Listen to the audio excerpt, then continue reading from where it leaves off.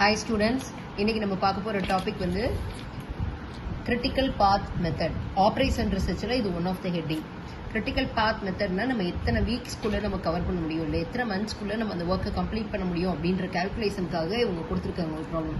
For example இந்த 1 to 2 8, 1 to 3 7, 1 to 5 இந்த மாதிரி அவங்க நம்மளுக்கு கொடுத்துருக்காங்க. இதை வந்து நான் ஒரு டயக்ராமேட்டிக் வியூவில் காமிச்சிட்டு இந்த ப்ராப்ளமை நான் சால்வ் பண்ணணும். ஓகேவா? ஸோ இப்போ பார்த்தீங்கன்னா ஃபர்ஸ்ட் 1 to 2 கொடுத்துருக்காங்க. நான் ஒன்றத ஒரு பாத்வேயே எடுத்துக்கிறேன். நல்லா கொஞ்சம் பெருசாக டயக்ராம் போட்டுக்கிட்டா ஈஸியாக இருக்கும்.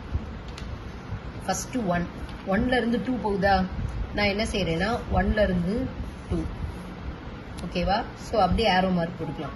அடுத்து 1ல இருந்து 3, 1ல இருந்து 3, 1ல இருந்து 5. இப்போ நான் என்ன செய்யணும்னா 1ல இருந்து 3 காமிக்கிறேன். அப்போ நான் அதை சென்டரில் காமிச்சுக்கிட்டா கொஞ்சம் ஈஸியாக இருக்கும். ஓகேவா?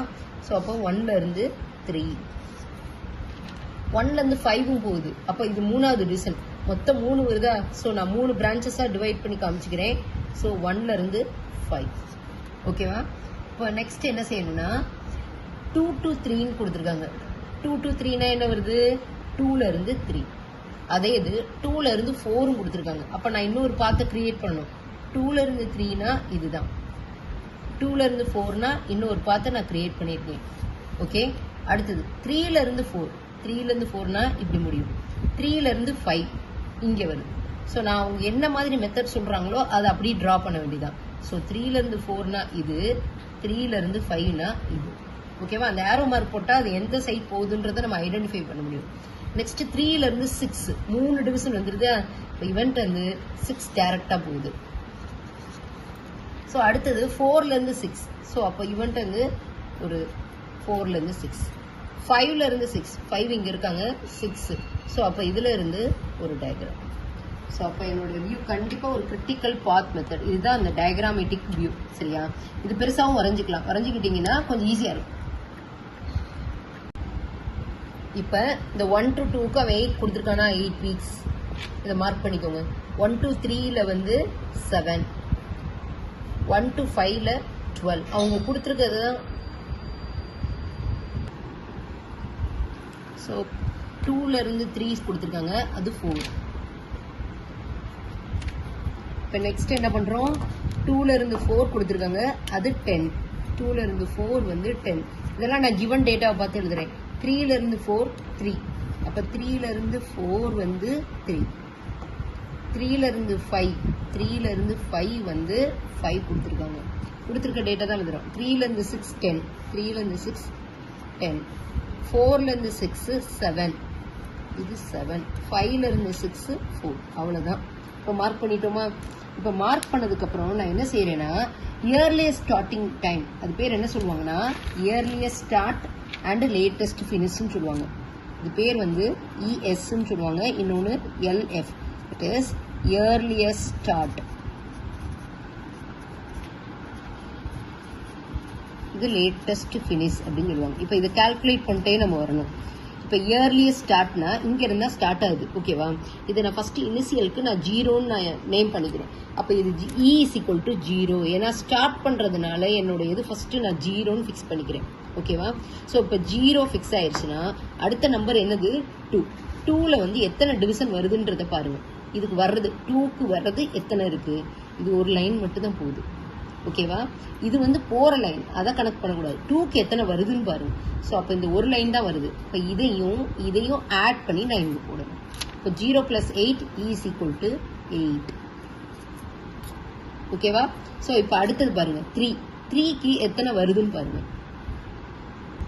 ஸோ உங்களுக்கு வந்து இது கலர் டிஃப்ரென்சியேஷனுக்காக நான் மாற்றிக்கிறேன். அப்போ தான் உங்களால் ஐடென்டிஃபை பண்ண முடியும். ஸோ அப்போ E is equal to 8 போட்டிருக்கோமா இங்கே? இப்போ இதில் 3 பார்த்தீங்கன்னா 3ல எத்தனை வருதுன்னு பாருங்க. இங்கேருந்து 1 வருதா, இங்கேருந்து 1 வருது. ஸோ அப்போ 2 வருது. இப்போ இது 2 வருதுன்னா இங்கே ஆல்ரெடி 8 இருக்கான். 8 ப்ளஸ் இந்த வர்ற பார்த்து ஒரு 4 இருக்கா, இது ரெண்டையும் ஆட் பண்ணால் 12 வருவான். ஸோ அப்போ நீங்கள் சைடில் எழுதிக்கோங்க E is equal to 1 வந்து 12 வருது. இன்னொரு பாத் பாருங்கள். இப்போ இந்த பாத்தில் என்ன வருது அப்படின்னு பார்த்தீங்கன்னா இங்கே 0 தான் ஸ்டார்டிங் பாயிண்ட். இந்த 7 ஆட் பண்ணிங்கன்னா என்ன வரும், 7 தான் வரும். ஸோ அப்போ இன்னொரு பாத் அப்படின்னு சொல்லி பார்த்தோன்னா அது 7 வருது. ஸோ நான் எது மேக்ஸிமமோ அதை தான் நான் எடுக்கணும். ஸோ அப்போ இதில் எது மேக்ஸிமமாக வருது அப்படின்னு பார்த்தீங்கன்னா 12 தான். ஸோ அப்போ அந்த 12 தான் நான் எடுக்கணும். எது மேக்ஸிமமோ அதை தான் எடுக்கணும். ஸோ நான் இப்போ இங்கே எழுதிக்கிறேன் E is equal to 12. இந்த 3க்கு E is equal to 12. ஓகேவா? இப்போ அடுத்தது பாருங்க, நம்பர் 4 எடுத்துக்கலாமா? 4ல பார்த்தீங்கன்னா எத்தனை வருதுன்னு பாருங்க, 2 வருதா? ஸோ இங்க இருந்தா நம்மளுக்கு ஸ்டார்டிங் பாயிண்ட். அப்போ 8 + 10 இங்க 18 வரலாம். ஸோ அப்போ இந்த இதை பார்த்துக்கோங்க, ஒன்று 18 வர பாசிபிலிட்டிஸ் இருக்கு. இன்னொன்று பார்த்தீங்கன்னா இது ஆல்ரெடி 12 இருக்கா, இந்த 12ல இருந்து இங்கே 3 கால்குலேட் பண்ணீங்கன்னா 15 வரலாம். ஸோ அப்போ 2 வர பாசிபிலிட்டிஸ் இருக்கு. ஸோ நான் மேக்ஸிமம் தான் எடுக்கணும். மேக்ஸிமம்னா நான் என்ன போடணும், இப்போ இங்கே E is equal to 18. புரிஞ்சிச்சா? மேக்ஸிமம் எடுக்கிறேன். ஸோ இப்போ அடுத்தது 4 முடிச்சிட்டோம். இப்போ அடுத்து 5 பாருங்க. 5ல எத்தனை லைன் வருதுன்னு பாருங்க. ஸோ அப்படி பார்த்தோம்னா இது ஒரு லைனு, இது ஒரு லைனு. இப்போ இந்த லைன்னா நீ 12ஐயும் 5ஐயும் ஆட் பண்ணி 17 வச்சுக்கலாம். ஓகேவா? ஸோ அப்போ அதே மாதிரி இங்கே 0 + 12 12 வச்சுக்கலாம். பட் எது நம்மளுக்கு மேக்ஸிமமோ நீங்கள் அதை தான் எடுக்கணும். 17 தான் மேக்ஸிமம். ஸோ நான் இப்போ இந்த இடத்துல E is equal to 17 நான் மேக்ஸிமம் மார்க் பண்ணிக்கிறேன். இப்போ அடுத்தது 5 முடிச்சிட்டோமா? 6க்கு வாங்க. 6க்கு எத்தனை லைன் போகுதுன்னு பாருங்க. ஃபர்ஸ்ட் இங்கே ஒரு லைனு, இங்கே ஒரு லைனு, இங்கே ஒரு லைனு. இங்கே பார்த்தீங்கன்னா 18 + 7. ஸோ அப்போ பாசிபிலிட்டிஸ் என்னன்னு பார்ப்போம். 18 + 7 25. அடுத்தது பாருங்க, இங்கே 12 இருக்கு, இங்கே 10 இருக்கு. இது ரெண்டையும் ஆட் பண்ணோம்னா 22. இது ஒரு பாசிபிலிட்டிஸ். இங்கே பாருங்க 17 + 4 அப்போ என்ன வரும்? 21. ஸோ 3 பாசிபிலிட்டிஸ் இருக்கு. நம்ம மேக்ஸிமம் தான் எடுக்கணும். அப்போ நான் 25 எடுத்துக்கிறேன். ஸோ அப்போ E is equal to 25. இப்போ நம்ம எல்லாமே முடிச்சிட்டோம். எல்லா நம்பருக்கும் நான் ஒரு இயர்லியஸ்ட் ஸ்டார்டிங் பாயிண்ட் கண்டுபிடிச்சிட்டேன். இப்போ நான் வேற கலர் யூஸ் பண்ணிட்டு உங்களுக்கு நான் என்ன காமிக்கணும்னா லேட்டஸ்ட் ஃபினிஷ் டைம் காமிக்க போறேன். லேட்டஸ்ட் ஃபினிஷ் டைம்ன்றத நான் இப்போ இதுன்னா 25 தான் நான் எடுத்துக்கணும். ஏன்னா இதுதான் நம்மளுடைய ஃபினிஷிங் டைம். நான் L is equal to 25 எடுத்துக்கிறேன். இங்கே நம்ம E 0ன்னு எடுத்தோம். இங்கே L வந்து நான் அவங்க 25 இருக்கோ அந்த 25 நான் ஃபாலோ பண்ணிக்கிறேன். இப்போ அடுத்தது பாருங்க, இப்போ நான் லெஸ் பண்ணிக்கிட்டே வரணும். பேக் சைடில் அப்படி ரிவர்ஸில் வரேன். ரிவர்ஸில் வரும்போது இப்போ 6க்கு நீங்கள் எழுதிட்டீங்க. அடுத்து 5 பாருங்க. 5 பார்க்கும்போது இந்த லைன் ஒரு லைன் தான் இது பாருங்க, இந்த ஒரு லைன் தான் இதுல இருந்து புறப்படுது. புறப்படுற லைனை மட்டும் பாருங்க. இந்த ஒரு லைன் தான் போகுதா? 5ல இருந்து போற லைன் அப்படின்னு பார்த்தோம்னா இது ஒரு லைன் தான். அப்ப 25ல இருந்து இந்த 4 லெஸ் பண்ணி பார்க்கணும். ஓகேவா? லெஸ் பண்ணி பார்த்தா அதோட ஆன்சர் என்ன வரும்? 21. ஸோ அப்போ L is equal to 21. ஓகேவா? அடுத்தது 4 பாருங்க. 4ல வந்து நம்மளுக்கு எத்தனை லைன் போகுதுன்னு பார்த்தோம்னா இந்த ஒரு லைன் தான் போகுது. ஒன்று 25 - 7 7 பார்த்தோம்னா அது 18. வேற லைனே கிடையாது. ஸோ அப்போ டைரக்டா L is equal to 18. ஓகேவா? இப்போ நெக்ஸ்ட் பாருங்க 3 வந்து எத்தனை லைன் போகுதுன்னு சொல்லி பாருங்க. ஸோ அப்படி பார்க்கும்போது இங்க இருந்து ஒரு லைன் போகுது, 3ல இருந்து போகும்போது இந்த லைன் போகுது, அவ்வளோதான் 2 லைன் போகுதா? இப்போ நீங்க அதை கால்குலேட் பண்ணும்போது அதை நான் லெஸ் பண்ணி எது மினிமமோ அதான் எடுக்க போறேன். அப்போ எல்ல தனியா கால்குலேட் பண்ணி வச்சுக்கோங்க. இப்போ எல்ல இருந்து இப்போ இங்க 18 இருக்கா? 18 - 3 ஒரு பாசிபிலிட்டிஸ் 15 வரும். இன்னொரு பாசிபிலிட்டிஸ் பாருங்க, இந்த 25ல இருந்து 10 போச்சுன்னா என்ன வரும்? 15. ஓகேவா? வேற லைன்ஸ் இருக்கா அப்படின்னு சொல்லி பார்த்தோம்னா வேற லைன்ஸ் கிடையாது.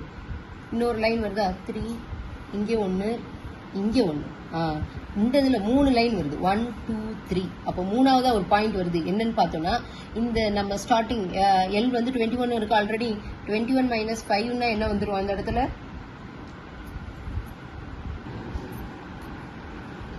இப்போ இந்த 3யை பொறுத்தவரை வந்து 3ல இருந்து 3 லைன் போகுது.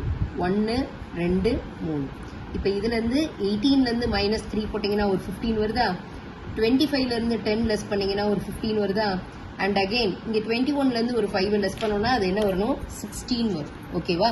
ஸோ இப்போ இது மூலம் மினிமம் தான் நான் எடுக்கணும். மினிமம் எடுத்தோம்னா என்ன வருதும்? நான் இப்போ L வந்து இந்த இடத்துல 15 போடுவேன். புரியுதா? ஸோ அப்போ அடுத்து 2 பாருங்க.